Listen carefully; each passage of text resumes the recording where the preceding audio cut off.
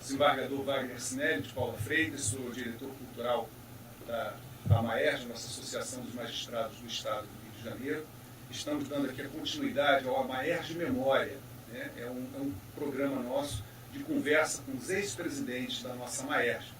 Então hoje é o segundo capítulo e temos a honra aqui de receber o Rocibélio Fontes e o Paulo Braga Delotto, nossos colegas, desembargadores, e foram presidentes da nossa associação. E ao meu lado, o Rubens Viana aqui, né, representando nossa colega presidente da AMAERJ, a Eunice Haddad. Então, sejam muito bem-vindos, é uma satisfação estarmos aqui hoje. E obrigado. O objetivo nosso é conversar, né, sobre o movimento associativo e a sua passagem de cada um pela presidência da nossa associação.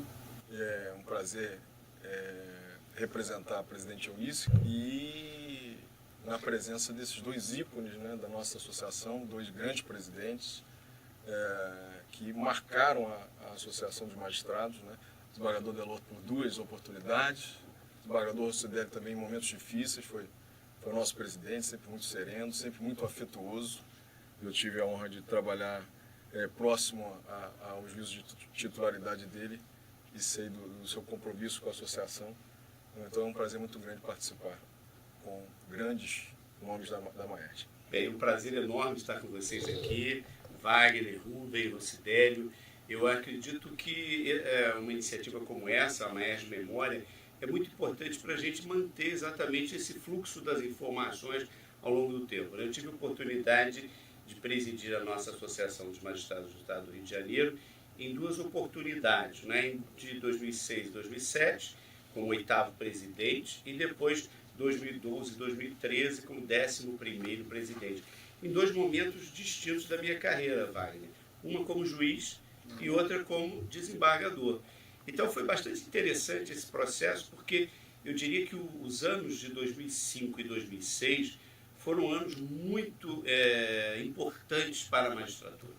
Eu acho que a consolidação do Conselho Nacional de Justiça, toda a mudança que nós tivemos no sistema remuneratório da magistratura, a possibilidade de eleição da metade do órgão especial, todo esse processo que foi um processo de democratização interna do Poder Judiciário, não foi exatamente o que nós desejávamos na época, porque desejávamos a eleição direta para presidente, ou seja, toda a magistratura, juízes e desembargadores podendo eleger o presidente do tribunal. Isso não aconteceu, mas aconteceu uma parcela dessa democratização, que foi algo muito importante. Eu diria que de 2005 para 2012, 2013, quando eu fui presidente pela segunda vez, houve uma mudança muito grande. A própria institucionalização do Conselho Nacional de Justiça, eu diria que gerou um certo esvaziamento do movimento associativo, porque reivindicações que eram trazidas pela classe para as associações, elas passaram a ser levadas diretamente ao CNJ. Então o CNJ passou a cuidar de assuntos que eram, na verdade, questões colocadas pelo movimento associativo. E o movimento associativo, de certo modo, passou a atuar não mais nos tribunais, mas muito mais no Conselho Nacional de Justiça, não é? Pleiteando soluções para problemas, tentando normatizar algo que era para o Brasil inteiro. Então, as questões pontuais das associações locais acabou havendo um deslocamento, ao meu ver, para a Associação Nacional, para a ANB e para as outras associações que representam a magistratura nacional, que é também uma questão que a gente precisa entender um pouco como é que esse processo aconteceu. Então, eu fico muito honrado de poder participar desse AMAERJ Memória. Boa tarde, Wagner, Rubinho, Rubens, Cláudio.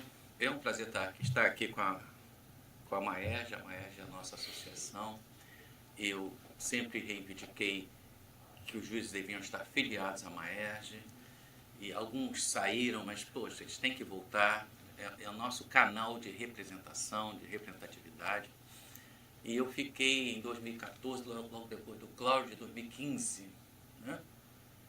E a gente trabalhou muito nesse período pela eleição direta da mesa diretora do tribunal, pela eleição dos juízes, como em outros estados conseguiram avançar. nós 2 vezes fomos à votação no pleno.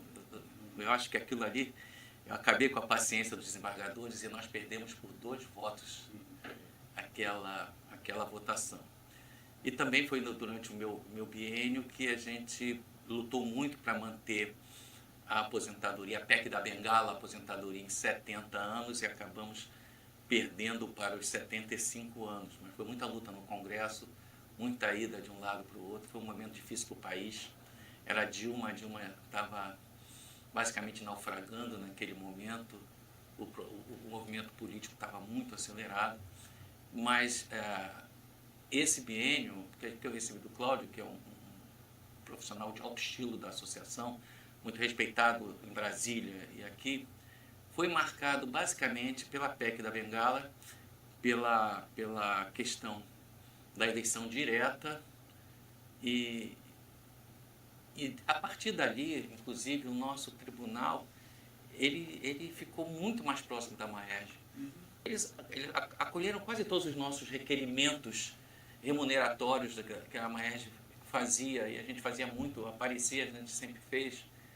Algumas questões ainda devem ser debatidas. A questão da eleição direta pode voltar a qualquer tempo, é muito importante. Rio Grande do Sul já faz isso, São Paulo já faz, alguns estados já fazem, Minas já faz. E também foi nesse biênio que a gente fez as primeiras reuniões da Frente Unida das nossas associações, com o Ministério Público, Defensoria Pública, com os juízes federais, a gente fez a frente das associações. Mas foi um período muito rico. Sobre o concurso de 92. Naquela época, nós tínhamos reuniões às segundas-feiras, de manhã. Então era muito comum que nos reuníssemos aqui, e até porque muita coisa que era tratada de acompanhamento legislativo era Mário Santos Paulo era um campeão nisso. Nosso senador. Senador. Então ele vinha trazer as notícias e era muito agregador. Muita gente vinha. Os magistrados novos, os antigos, era um ponto de encontro e de troca dessas ideias. Então o mundo mudou, né? A forma de comunicação mudou, né? A gente passou por tanta coisa, a gente hoje tem a internet, tem os grupos Zap, então muitos debates hoje saíram desse encontro presencial, né? Então essas mudanças aconteceram. Na sua gestão, tanto na primeira quanto na segunda, a forma de acompanhamento em Brasília era a mesma ou teve alguma mudança? Eu acho, Wagner, isso que você falou é muito importante. Ou seja, nós tivemos um momento aqui de 10 anos, que eu diria, de 2005 a 2015, nós tivemos um momento em que a magistratura nacional passou por uma transformação realmente muito grande. Não só de estruturação, como a questão remuneratória. A implantação do subsídio, que foi o que ocorreu exatamente em 2005, ela trouxe, ao mesmo tempo, uma carga de benefícios para os magistrados mais novos, como acabou acarretando um certo prejuízo para os magistrados mais antigos. Isso acabou gerando, no âmbito interno da magistratura, uma certa disputa entre juízes e desembargadores, que até hoje não se conseguiu resolver, de certa forma. E, na época, eu presidi a associação, exatamente nós formulamos requerimentos que hoje estão começando a dar frutos, estão dando frutos hoje, que eram os requerimentos para fazer valer as diferenças que foram retiradas dos juízes mais antigos. Não é? Então tivemos a participação de colegas aqui no Rio de Janeiro que foram muito relevantes para isso. Eu destaco em especial o Mauro Dickstein, que fez um estudo perfeito sobre essa questão remuneratória e como que havia um impacto negativo na remuneração dos desembargadores em benefício de uma remuneração melhor para os que estavam entrando na magistratura. E essa questão da comunicação, eu acho que é um processo extremamente complicado da magistratura. Nós temos uma certa dificuldade de mostrar para a sociedade, de um modo geral, o que exatamente nós fazemos. As pessoas não têm muita noção do nosso trabalho diário e como que é complexa a atividade do Poder Judiciário. E tanto na MB quanto na Maerj, ao longo dos anos, a gente tentou, e isso continua sendo tentado, que é manter um diálogo com a imprensa, com os meios de comunicação de modo geral, e agora com as mídias sociais e tal, no sentido de revelar isso para a sociedade de de uma maneira mais clara, deixando mais evidente como é que a gente faz as coisas, como é que as soluções dos problemas acontecem e, principalmente, eu diria que nós temos algumas atividades que são essenciais para a democracia, não é? Essenciais. Eu diria que a magistratura brasileira carregou no colo o processo democrático nos últimos anos, principalmente na justiça eleitoral. Concordo com você. Foi fundamental o papel desempenhado pelo Poder Judiciário.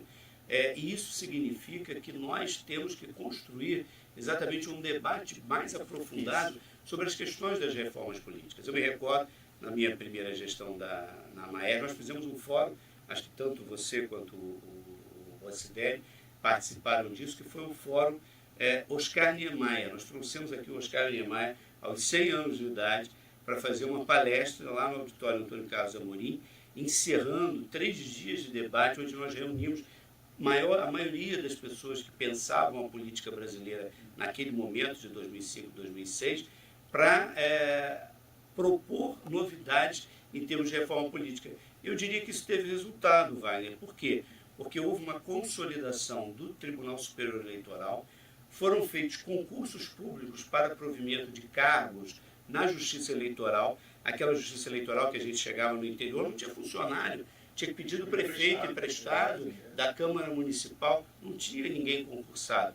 E hoje, eu digo, isso me parece uma coisa muito importante, o concurso público para a Justiça Eleitoral foi uma forma de você ter uma consolidação desse processo democrático. E eu acho que isso passou um pouco pelas associações. Não sei se o Délio tem essa impressão também. Eu queria voltar um pouco na questão dos subsídios, porque a questão dos subsídios, a gente caiu meio de gaiato nessa história, porque o compromisso era todo mês o Supremo mandar o reajuste da magistratura para o Congresso votar. E eles simplesmente pararam de votar. Anos e anos sem votar. Esse esclarecimento, essa comunicação, a gente não consegue passar para o grande público. Eles só sabem que juiz é autoridade e que ganha muito bem. Recentemente, eu concordo contigo em tudo que você falou, Cláudio. Eu acho que nesses anos que eu sou magistrado, por exemplo, em 2002, eu impetrei um mandado de segurança com outros colegas, que hoje são todos embargadores, para fazer o rodízio eleitoral aqui, que a gente tinha muita dificuldade. Era um dos últimos estados do Rio de Janeiro que não tinha rodízio eleitoral. Né? Hoje parece que a gente esqueceu disso. Esquece. Isso, na época, depois não, pois é. Porque você tinha juízes que chegavam a desembargador sem nunca ter passado pela justiça eleitoral. Porque a justiça eleitoral era colocada assim num segundo plano. Em algum momento não havia remuneração para juiz na justiça eleitoral, não havia servidores, e realmente eu acho que a democracia se sustentou nesse processo de crise graças à estrutura da justiça eleitoral. Concordo plenamente com o que o Cláudio falou. Então a nossa batalha aqui dentro, ela tem diversas vitórias. E acho que a Maerj, desde lá do Luiz Felipe, né, a gente vem brigando muito com isso. E acho que hoje nós estamos mais afinados com o que o tribunal pensa. Eu diria que nós temos até aqui na Maerj um tricampeão. O Thiago Ribas acabou foi presidente 3 vezes. Ele foi do antigo Estado do Rio, da antiga Guanabara e 2 vezes da nova Maerj. Viveu intensamente a fusão. Né, Viveu intensamente a fusão, que foi um processo bastante complexo, né, que nós pegamos o final dele. E um querido, né? Também uma referência. Uma referência, no movimento associativo, uma referência. E eu diria assim, o meu segundo mandato na Maerj já foi um panorama muito diferente. Então, nesse primeiro momento que a gente tinha a questão do subsídio, tínhamos a questão toda envolvendo o próprio processo democrático e tal, na segunda vez, nós já tínhamos o Conselho Nacional de Justiça estruturado. Eu diria que eu fui muito mais a Brasília na segunda gestão, defender. Me lembro de fazer, na época nós íamos lá, o próprio presidente, fazer sustentação oral no CNJ, Mas, porque não tínhamos uma Deixa eu só te interromper para você continuar. É porque tinha um clamor da sociedade vindo pela mídia que eles queriam o controle externo do judiciário, Sim. que é o CNJ. Sim. Controle externo do judiciário. E isso levou a vários embates da magistratura. O próprio CNJ acabou saindo um pouco melhor do que se pretendia, apesar de até hoje haver uma certa crítica ao modelo de controle que se faz através do Conselho Nacional de Justiça. Mas o Conselho Nacional de Justiça, eu diria que, ao fim e ao cabo, para usar uma expressão que os advogados hoje gostam, né? Ele acabou atendendo, de certo modo, aos anseios das associações, principalmente das associações nacionais. E eu me refiro aqui à AMB e à JUF e à ANAMATRA, principalmente, além das outras. Não é? Então, você tem ali uma representatividade da JUF, da AMB e da ANAMATRA que acaba levando os conselheiros do CNJ a ouvirem essas reivindicações das associações. Então, hoje, o processo, acho que associativo, passa quase que um processo de federalização desse movimento associativo. Não sei, é uma impressão que eu tenho. Verdade. Eu lembro que eu fui no plenário do CNJ fazer discurso contra o CNJ. Isso aconteceu. A gente ia lá assistir. Não, e eu era muito abusado também, né? Então, porque era início de tudo, eles tiveram umas medidas contra as associações, aí a gente ia lá, reclamava. Eu cheguei a fazer discurso naquele plenário lá no início. Acho que a coisa acalmou também. Eu acho que o papel do CNJ foi ficando mais definido também ao longo dos anos, né? Exatamente. Com certeza. Ficou ficando mais claro. E você falou da questão da imprensa. Eu me lembro que outro presidente nosso, que foi presidente do tribunal, presidente da Maestro, foi o Luiz Fernando Carvalho. Presidente da MB também. E ele era uma máquina, né? Nessas presidências, né, das associações. Eu lembro que quando ele lançou um programa que era para a imprensa e o judiciário se conhecerem melhor, porque ele dizia assim: a imprensa e o judiciário se estranham muito, mas porque se conhecem pouco. Então ele trazia aqui jornalistas, o pessoal da imprensa, para a gente conversar, para ter debate com eles. Foi tão bom. Eu estava falando aí dos anos 90, o Jornal do Brasil, que hoje já nem existe mais, pelo menos não na modalidade impressa. Ele era muito forte, ele disputava com o Globo. Ele teve um período que era uma campanha sobre a magistratura, né? Exatamente nessa época. E ele amplificava naturalmente os casos que ele considerava mais bizarros. Então, encontraram um juiz em tal lugar, no estado, que por ano de vara civil ele dava 2 sentenças. Ele dava a sentença dele era uma dissertação maravilhosa, mas ele dava 2 sentenças naquela localidade, naquela época, quando algo caía com ele. Os advogados desistiam da ação. Ainda não tinha aquele sistema do CPF para prevenção. Desistiam porque ficava assim: a sentença vai ser uma beleza. Mas esse, vamos dizer, era um juiz antigo, né, que era um caso particular. Mas aí parece que está todo mundo fazendo desse jeito, não é? Porque o bom andamento, o bom trabalho, ninguém vai ficar o bom trabalho, né? Eles vão olhar o que é o diferente. Assim. Até porque o nosso tribunal é o mais produtivo. Há mais de 10 anos, sim, se eu não me engano, com você já era. Sim. Entendeu? Já tinha estatística. Porque a gente conseguiu, porque nós não somos inimigos do nosso tribunal. E o nosso tribunal conseguiu dar estruturas aqui e ali. A questão do fundo do judiciário também foi fundamental. A gente foi o primeiro estado a ter o fundo do judiciário. E com estrutura a gente consegue trabalhar melhor.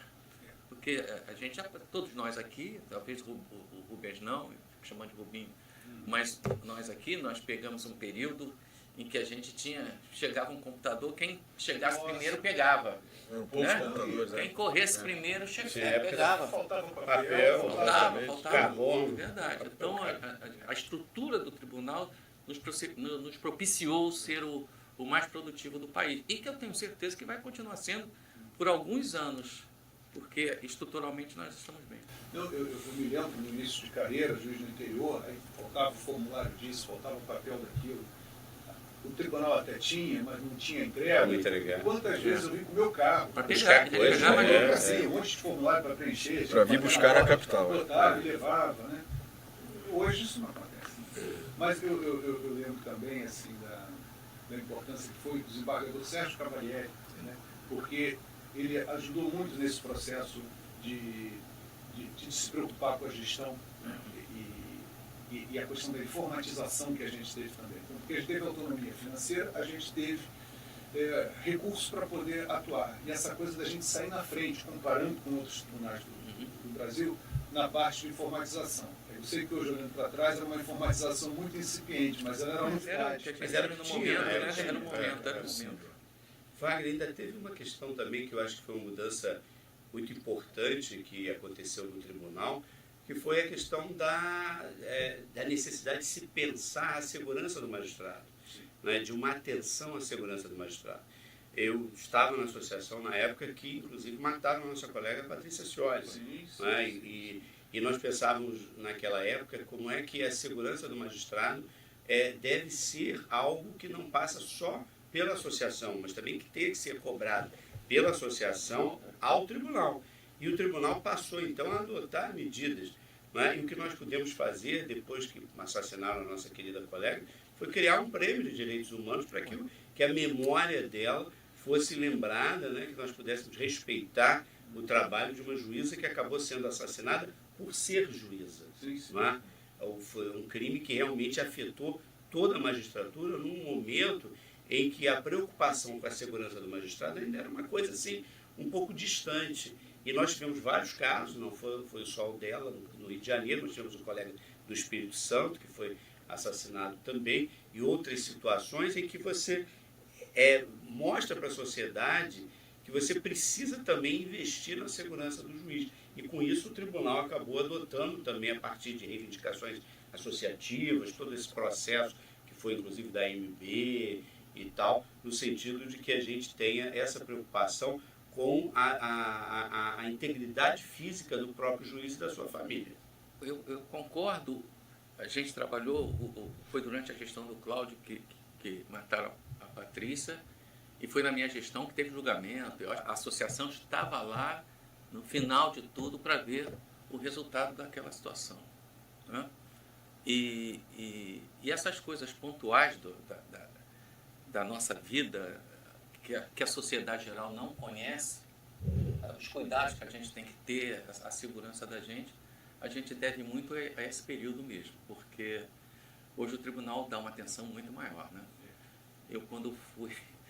Quando eu fui ameaçado, eu estava em Angra, né? E o nosso chefe da segurança era o Coronel Guerra. Foi depois aí ele falou assim para mim, eu digo, pô, estou sendo ameaçado, estou ligando para minha casa, dizendo como fazer isso, aquilo com a minha filha. Aí ele falou assim, e o senhor tem revólver? Eu disse, não, então leva o meu. Eu digo, pô, não é isso, Coronel. Agora tem. Eu digo, a gente pega aquela estrada toda semana, mas era para você ver como a coisa melhorou. Mas aí... E era uma coisa muito assim, o que você falou, muito incipiente, né? As coisas estavam nascendo. Ninguém falava em segurança institucional. Ninguém falava em segurança institucional. Eu acho que a gente, infelizmente, né, nós tivemos que ter mártires para poder construir um processo de segurança institucional. E isso é muito complicado, né? E eu acho que a gente não pode esmorecer nessas coisas, né?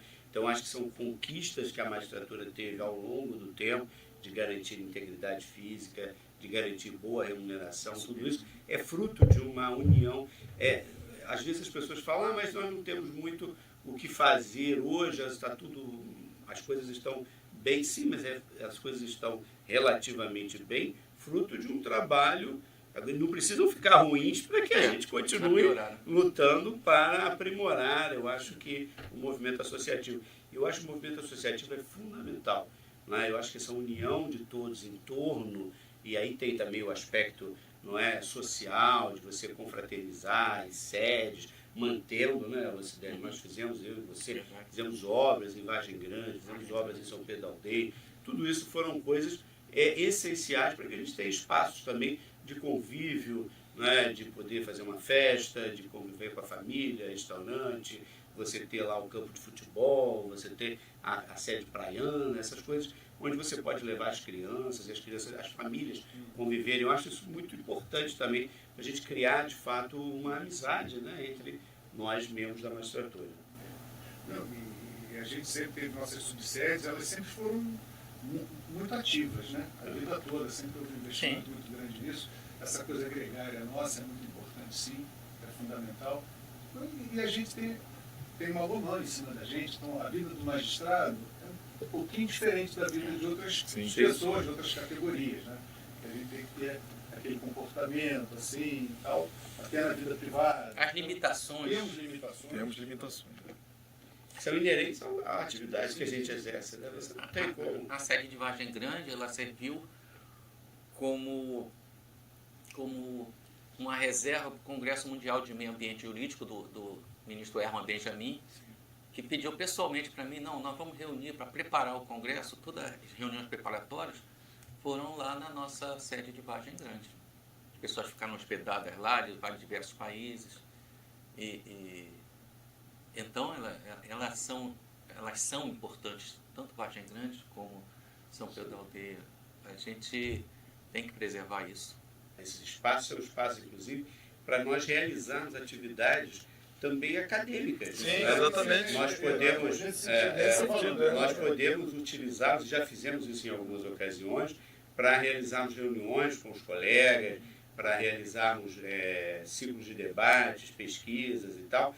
E esses núcleos podem ser exatamente, esses locais serem sedes de eventos que levam a um aprimoramento da própria atividade jurisdicional. Olha, é um prazer enorme, né, estar aqui representando a Maerj, com esses dois grandes presidentes que pavimentaram a nossa associação. É importante a fala do Magabu Deô, que nós estamos num processo evolutivo, né, e acho que cabe à associação, nos momentos atuais, olhar para o passado e ver quanto se trabalhou para a gente chegar até aqui e motivar os novos juízes a participarem da associação, né? Isso é fundamental.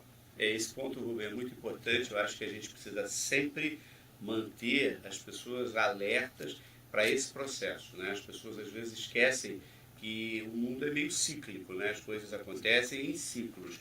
E estamos agora num ciclo virtuoso, pode ser que daqui a pouco o ciclo se inverta. E acho que as associações, o processo associativo, e a gente sempre ter pessoas novas chegando, essa renovação é fundamental.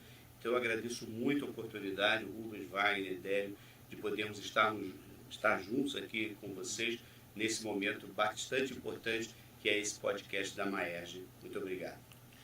Eu quero antes de encerrar, falar eu acho que a Maerj precisa ainda estar ao lado do tribunal sempre, mas com a sua autonomia, para poder reivindicar. A gente tem sempre alguma coisa para reivindicar. Eu acho que tem que ter campanhas para pessoas que se desfiliaram voltarem para a Maerj, porque a gente tem muito colega, mas eu não frequento nada. Pô, a questão não é essa, a questão é fortalecer a questão associativa, né? E a MB, que a gente está sempre bem representado na MB, Renato foi presidente há pouco tempo, a Eunice está lá como vice-presidente. A MB é muito importante nesse processo, porque lá no Congresso Nacional nós temos adversários que são poderosos, que não conseguem, e a gente tem que fazer essa batalha constante de mostrar a eles. Eu peguei o tempo que o Eduardo Cunha era o presidente no Congresso, era o nosso... Ele que destravou a PEC da Bengala. Na Câmara, né? Ele era Presidente da Câmara. Foi que estragou. Mas eu acredito, eu estou satisfeito com os rumos que a associação está tomando. Faço o mesmo alerta do Cláudio, que as coisas se transformam rapidamente, é preciso estar preparado para essas modificações. Se tiver que largar o braço do tribunal, você larga e segura a mão dos juízes, da magistratura, entendeu? Eu acho que a questão da eleição direta para os cargos da mesa diretora, eu acho importante ser recolocado em pauta, porque hoje alguns estados já tratam isso com toda a normalidade e a gente fica um pouco para trás, como ficou a época do rodízio eleitoral.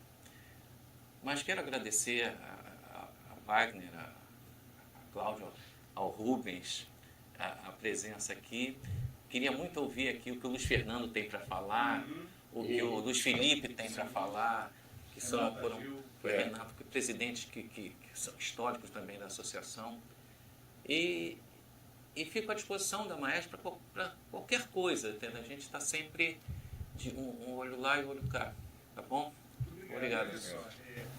Assim, você falou muito importante, né? Trazer, convidar, né? Tornar atrativo que esse que se afastou, ou que não veio, que venha com uma minoria, né? E o que já está dentro, mas não está participando muito, que se incentivado a participar, né?